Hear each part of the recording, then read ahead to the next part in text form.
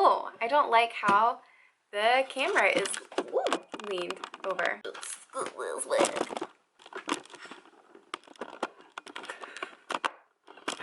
Wow, this is awful. It's like not straight.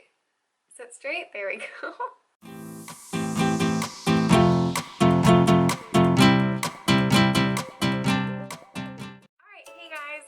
So I just filmed a outro to my video and now I'm doing a new one, but that's okay. I promised that I would film my Q&A for you guys. I'm really excited. Thank you for everyone who responded. Let's get into it. The first question I got asked was from Ral Perry. I'm so sorry if I pronounced your name incorrectly. She says, I can't seem to stay motivated. I will do great for a few weeks and then hit slumps where I backtrack. Any advice to push through those slumps? So the biggest thing that helps me stay motivated is to think about how far I've come. And that can be, you know, taking progress pictures, and even if you aren't happy with those pictures, you might criticize yourself and say, you know, I wish I looked more like this, or I don't look like this person. So don't compare yourself to other people, but compare yourself to yourself and see what progress you've already made. Get excited for the changes that you can make. You want to make sure that you are trying to be the best version of yourself and you're not trying to look exactly like someone else,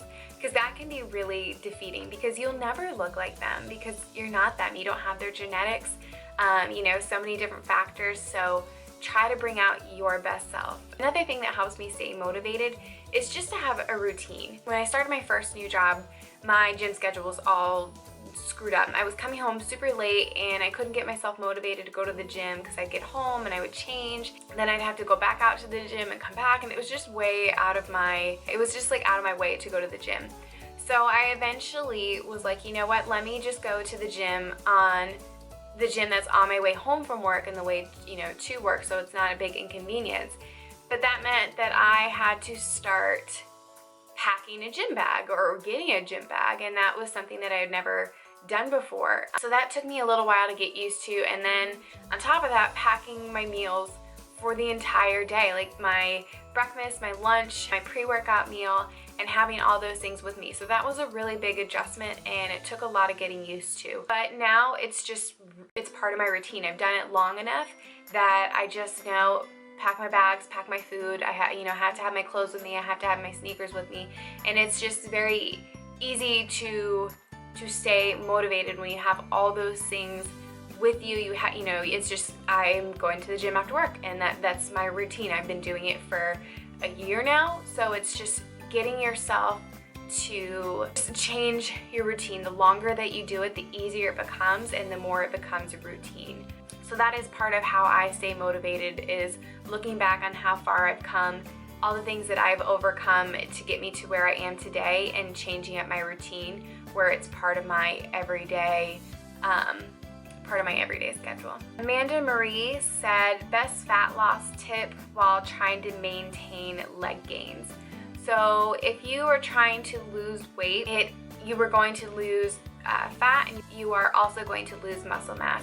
So the biggest tip that I can give is trying to maintain your strength. So still trying to lift as heavy as you can with the best form, still trying to eat as much as possible. I would also recommend drinking BCAAs, so having your amino acids to help with protein synthesis and help with muscle recovery, and also trying to do the least amount of cardio as possible to maintain your physique. And if you're going to do cardio, I would recommend doing HIIT style training, either on the treadmill, doing sprints, doing the Stairmaster, or doing the spin bike, so doing HIIT intervals. I feel like that has helped me preserve and keep my muscle mass in my legs while cutting.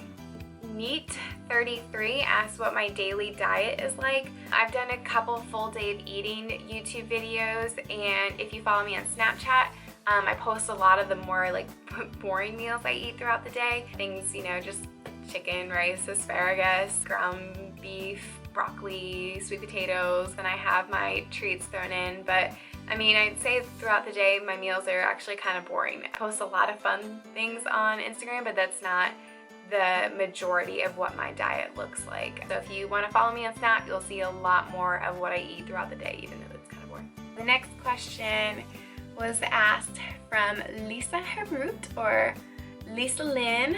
She was my roommate and sorority sister in college. Lisa Lynn asked, what are your thoughts on intermittent fasting and carb cycling? Actually, that's a bunch of questions.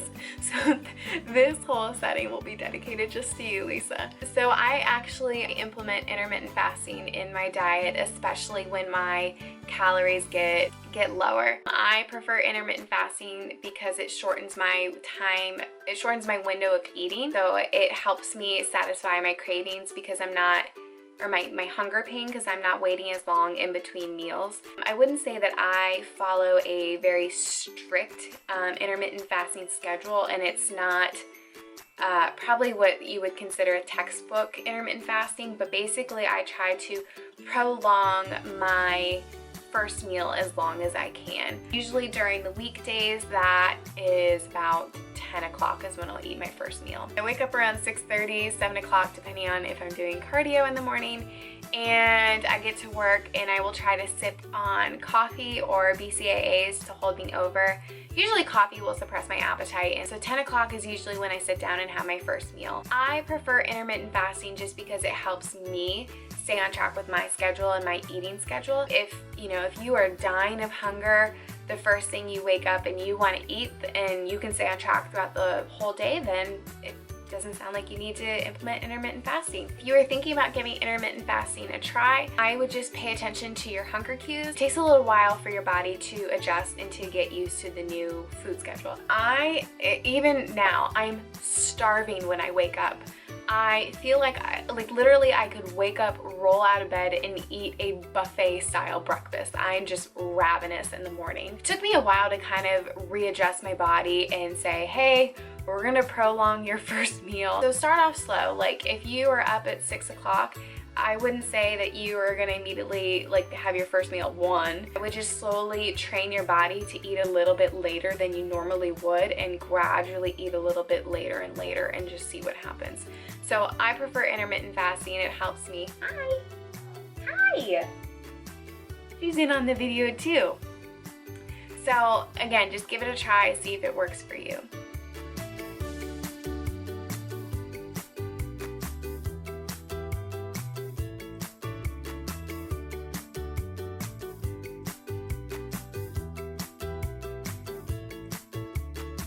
He also asked, how many rest days do you take? When I was in my off season, I took 1 to 2 rest days a week. When I was lifting a lot heavier, I was taking 2 rest days a week. Right now, I actually don't have any full rest days. I have 5 days where I'm lifting heavy, like 5 pure strength days. I have 1 day a week where I do HIIT and I do a plyo day, so it's not heavy lifting, but I'm still in the gym and I'm still lifting. On Sunday, I have fasted cardio in the morning and then just a light plyo or like a light full body workout. It's not technically like a big strength day, but it's still a nice way for me to get moving a little bit and recover. My rest days will change if I'm in season or off season. The other question she asked me is how I satisfy my sweet tooth on prep. I do not deprive myself. I will have treats if I'm really craving something. One of my favorite things to eat is cucumber with cinnamon and stevia or Truvia, whatever sweetener that you want. It's such a weird combination, but it's actually really awesome and you should give it a try. The other thing I like about it is it's low carb, but you can eat a lot. It's a food with a lot of volume, so I really like that. It fills you up, but also satisfies your sweet tooth. I also have my, I've started to make protein ice cream. I'll show you guys how I make that, or I'll show you the recipe using PE Science Gourmet Vanilla. It is hands down the best flavor of protein I've ever had, and I am not saying that because I'm affiliated with them. I have tried tons of protein powders, and this is easily the best flavor I've ever had. So if you are making any sort of soft serve, you definitely need to use the Gourmet Vanilla. I also really like yogurt, plain yogurt with peanut butter, and maybe like a Power Crunch bar. I really like those. You change up the number of reps you do, high reps versus low reps, on a daily/weekly basis or stay consistent in one range. My coach does all my programming and all my training, but generally when I am in kind of further out from my shows, or if in my off season, I will lift a little bit heavier, and my rep range will be anywhere from like 4 to 8. And some of my accessory work is typically, you know, 4 sets of 12, 4 sets of 15. And it also changes the further out, or the closer I am to a competition. Generally, my repetitions go more into that 10 to 15 rep range, but I'm still right now maintaining strength, or focusing on maintaining strength, so I'm still trying to hit my lifts from, you know, 6 to 8. So it really just depends what your goals are, if you're working on building muscle, or if you're focusing on fat loss and getting leaner for an upcoming show. So it really just depends on what your goals are. And that will conclude Lisa Lynn's portion of this Q&A. Say hi, Lisa.